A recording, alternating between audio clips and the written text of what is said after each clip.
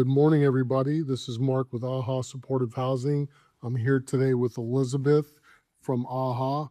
She's come here to share her story and her testimony with us today. Elizabeth, thank you for coming in, Thank you, Mark. and we look forward to hearing what you have to say today on What's Up Wednesdays. We try to do this once a month and bring stories and testimonies to you folks out there that need to hear them. So without further ado, Elizabeth, if you could kind of introduce yourself and kind of tell us how you got here and what got you on the path that you're on today. Well, I am Elizabeth. I started using when I was in my early 30s, which is kind of a long time. I did drugs in high school and then I quit when I had kids. And my second husband and I thought that it would be a great way to repair our marriage if we started using cocaine every once in a while Mm, or, had some acid while the kids were at grandma's. And that spiraled very quickly. And when it spiraled, he spiraled too. It became an incredibly abusive situation very fast. Our kids got sent to live with my mother, thankfully. Um, at the time, I'd had a 12-year-old, a 10-year-old, an 8-year-old, a 4-year-old, a 2-year-old, and a 6-month-old. And I knew that the 6-month-old was going to die in our care because of our use. We were both using cocaine, we were using fentanyl, we were using everything. When the kids left, his abuse turned to trying to make money off of me. And when you're being sold physically and you're being beaten for not getting enough money, or you're being beaten because you went ahead and did whatever they said, fentanyl looks really nice. Fentanyl's a really nice alternative to mhm, life at the time. This went on for about 2 years, and I tried so hard to get him to stop using. I had this thought that, like, I'm special. I know what's wrong with him. I know that he's just breaking apart. I know that if we can just get clean, everything will be fine. He would not do that, and I could not make him get clean. And it became a situation where I was in and out of jail for violations of protection orders because he thought it was a great idea to get a protection order against me. And anytime I got mouthy or told him no or didn't clean the kitchen fast enough, I would go to the jail for the weekend, mm, which is a really rough come down off of fentanyl.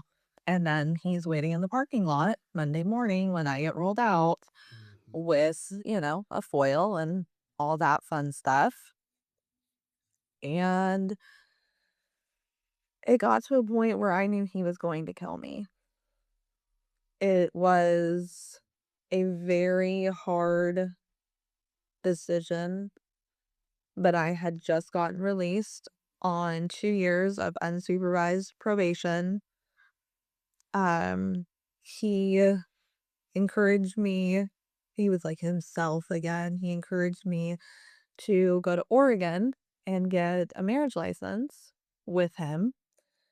And by the time we got back home to Vancouver, he had already started beating the crap out of me. He shot at me several times that weekend, locked me in the closet a lot. And at one point, he left the house and I was able to get out of the closet and I tried to run. And when I tried to run, he came back early and cornered me. And I knew that if I did not get out of that house, that I was going to die in that house. mm, And so I picked up the closest thing I had, which was a sword, and threatened him, which automatically violated the protection order and became an assault charge. And when I was sitting in jail that next day, because I managed to get cops there before he could kill me, thankfully, I realized I had to quit. I could not be with him. I could not be around him. I did not want to be using anymore. I did not want to miss out on my kids' life. I had a 3-year-old that I hadn't seen since she was a baby. Um, and I had no contact with my kids. You know, my mom was amazing. She was taking care of them, but she was very firm on if you're using, you're not in my life and you're not in their lives. So I took the time while I was in jail to tell my lawyer what was going on. I was very open with her, very honest, and told her I would rather go to prison than go home to him. So she helped me make that happen. I spent 18 months in prison, and while I was in prison, I did their T4C program, which was a drug treatment program.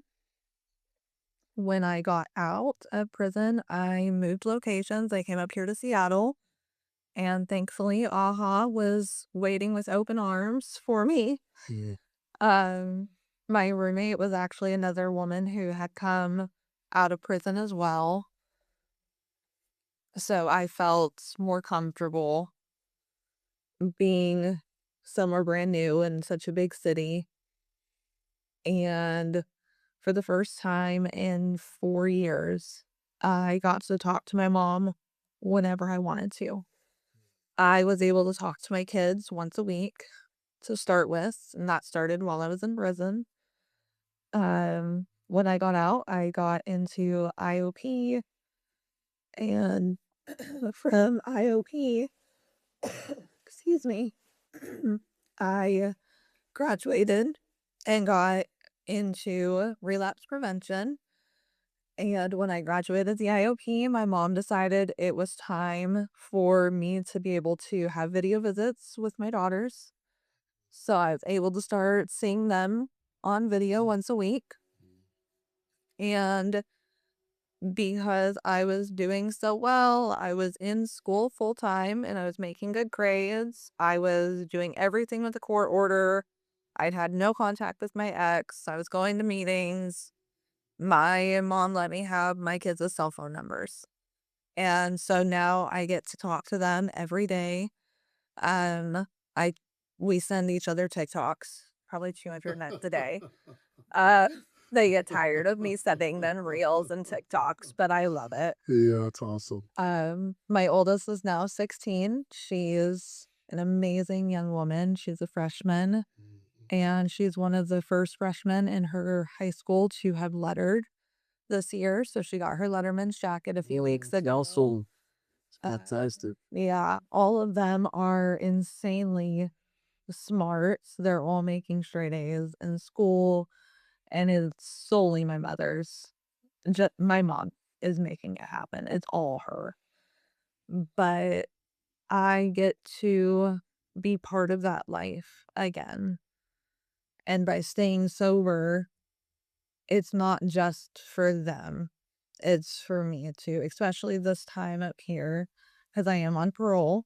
And I chose to do my parole in Washington rather than go back to Texas Yeah, because I was afraid if I went back, the stress of becoming a mom right away would drive me right back. sure. So I took the time to stay up here and work on me. So I take RP classes. I take What are RP classes? Just so. relapse prevention. Okay. All right. Yeah, I took the intensive outpatient classes. Okay. I take MRT and CBI classes, which are mental or moral recognition therapies. Therapy. Uh-huh. Uh-huh. Yep. I'm in therapy once a week with an amazing counselor who is trauma informed. So he can help me work through the PTSD issues I have. Um, all of that is from being able to stay clean. And there are days where I walk down the street and I'm like, "Oh, man, I can smell it. I can smell it." Mm. And then I just think like, "No, sorry, you're busy. You've got a bus to catch. You don't have time to do this. Like, you have to go." Yeah. It helps a lot to stay very busy. Like I said, I take school. I'm in all these extra classes. I drag roommates to meetings if I see that they're struggling a little bit. Good for you. Uh, Good for them. I try so hard, and I've gotten 2 or 3 of them to go. So I'm like, "Yeah, That's awesome. nah." And then on the few occasions when I actually can breathe, Mhm. I do crochet. I like to crochet stuff for my kids. Nice. I've taken up embroidery, which is really, really nice to like be in a soft girl era where I can just be on the couch and be like, it's 1920 again and I'm embroidering, while I Yeah. watch TV. Sure, and the So, feminine energy, right? exactly. Yeah. So, those are things that have really helped. And I feel like those are things that a lot of other women struggle with. They struggle with finding something for themselves that isn't motherhood. We've always been mothers, but if you're doing this just for your kids, like they're great motivators. Mhm. But your kids are going to grow up one day and they're not going to be there to motivate you to stay sober. So you need to find things that you actually like doing Mhm. that you can keep doing and that make you proud of yourself. So, That's like, a great point. yeah. That really is. Oh, and I mean, that can go for anybody. Like, if you want to learn how to do leather craft, you want to, I don't know, learn how to throw stars, whatever it is. It's Yeah. something that you can be proud of, and Sure. it's embrace your weirdness and Mhm. just go for it. Yeah. I love that. I love that idea because it's like you got to replace your old habits with new habits, right? Or new Mhm. passions. And I think you're absolutely right. When we move away from what we used to do is getting high, whether it's first thing in the morning or later in the afternoon or wherever it was to get through the day, into a space where we can actually sit down or do some activity without having to have a drug or alcohol Right. in the presence to enjoy that time, Yeah. right? And so that's been important for me as well, right? I mean, it's been important that I find new passions, and I think I've always had some passions. It's just a matter of doing those things, right? Yeah. And then the experiences that you have behind those. And it sounds Right. like that's what you're Yeah. doing a lot, Elizabeth. Good. Thank you. Mm, yeah. So, So tell me about, so you talked about your IOP classes, the MRT, I think you mentioned that, meetings. So how often, and you work now as well, right? yeah. So Yeah. how often do you for yourself do those kind of things like on a weekly basis? Weekly, depending on the week, Okay. honestly. Sure. I try to get in like 20 or 30 minutes of reading before Okay. bed and a couple Okay. of times a week. I really like carrying my projects with me. So if I'm not doing schoolwork, Hmm. then I can sit on the bus and crochet, Okay. which is really helpful because it used to be on the bus and hitting a foil. Yeah. So like it's the same almost movement for me to like reconfigure it in my brain that like, no, we're creating things. These are pretty. That's awesome. Yeah. Yeah. What are you going to school for now? I'm going for computer sciences with a focus on cybersecurity. Awesome. How do you like that so far? I love it so Yeah. much. I love Yeah. it. So Yeah. what do you want to do with that? I will be helping other victims of trafficking regain their online identities. So, because mine got completely wiped with my ex. Like, he took over everything from me. So, I want to be able to help other women who have had that happen to them become their own person online. Sure. So, That's awesome. So what would your message be for women that are maybe stuck or trapped in a similar lifestyle? Like what kind of encouragement or suggestions would you give them to think about and maybe work towards to like free themselves from that? I think honestly, for me, it was the actual act of being behind bars that was my only option out. But there were options that I could have taken before then, Mhm. but those were options that didn't help focus on the addiction to the drugs and the addiction to the person. Okay. Um, What do you mean by the addiction to a person, by the way? so I used drugs when I was in high school, and then I got clean for my kids, Mhm. and then I found my second husband, and he became my second favorite addiction Okay. ever. He and I were incredibly toxic. We were very codependent, and I was absolutely addicted to the drama of it and the makeup and the breakup and all of that. Like, I was very addicted to it. And I think a lot of women can understand that, but not a lot of people are willing to admit that they're addicted to a person. So, but I can say full heartedly, I was addicted to a person. Okay. And if you go to a YWCA, Mhm. they have the ability, like, they understand the codependency. They understand what it's like, and they can help you with that part, but they're not set up for drug addiction, Okay. so they don't really have that. Or if you go into, say, a rehab and you get yourself checked into rehab, you're dealing with a drug addiction, but they're not really helping you with the addiction to the person, Okay. especially when this is usually a person who you've written down as your emergency contact. Mm. And so now that person has access to you in there and they're part of your recovery or, not using that Mhm. because for a lot of women, that chemical leash is massive and men will hide it as, "Oh, she's a junkie, and I'm getting her drugs so that she feels better." Ew. And there isn't a lot of, like, things known about that. The women know about it. We all know about it. Like, Sure. I met hundreds of women in prison that had gone through the same thing, but society at large doesn't really seem to understand what that's like.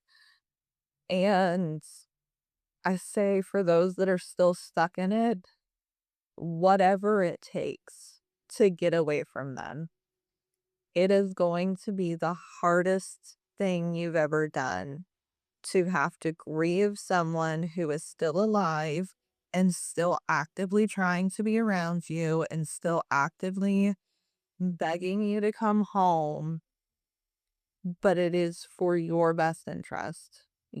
They are doing those things because they know that you are the most amazing woman in the world. They know that you are the catch of the century and that you are the best thing that is ever going to happen to them. But that doesn't mean that you have to settle for them just because you're the best for them. They're not the best for you. You're the best for you. And you deserve to be safe and be healthy and be free from being terrified. Mm. Elizabeth, that's very powerful. Those words and just that last piece of being safe and being free and not being terrified and being good to yourself, right? And I think, when you first get into recovery, you hear people say, you probably shouldn't have a relationship for a year, right? Right. Um, and I've noticed over time that sometimes certain relationships, not all, can drive people back out to using, right? Yeah. And so I believe that as well. I believe that picking someone who is healthy for us is very important. And I think for us in recovery, we have to get to a place ourselves before we attract that kind of person, right? Because they say you attract what's familiar, right? Yeah. And it takes time to move past where we were to get to a place to attract something different. Right. And sometimes different doesn't feel good. It feels odd, right? I don't know Right. if you've noticed that, Yeah. but I mean, it's like you're it's like the passions that you're taking on, right? Yeah. It's different. It feels kind of weird, if you will, or You're like, right? something feels like it's missing right now. Yeah, But but it's a good thing. Difference a good thing. So yeah. I applaud you for coming in or sharing your story with us. I think it's a very powerful testimony. I hope for young ladies and the women out there, you get to tune in and listen to Elizabeth's story, and you find some inspiration in there to help you and to encourage you to take some next steps in your life, whatever that looks like. And Elizabeth, I can tell you, we're proud of you. You're doing amazing here. You're helping other people in our program, and I believe helping other people helps you too. And I look forward to like the next steps in your life. I'm happy that you get to talk to your kids, and I bet you they're equally as happy to talk to their mother and interact with their mother. And you know, and you said it all this is because of your sobriety, Yeah. right? And the work that you're doing on yourself, and you're doing so much to improve your life. I mean, we're really proud of you. Thank you. Yeah. I appreciate that. Yeah. So thank you again for joining us. Look forward to next time that we have another visitor on here. But Elizabeth, we hope you have a great week, and thank you again. Thank you.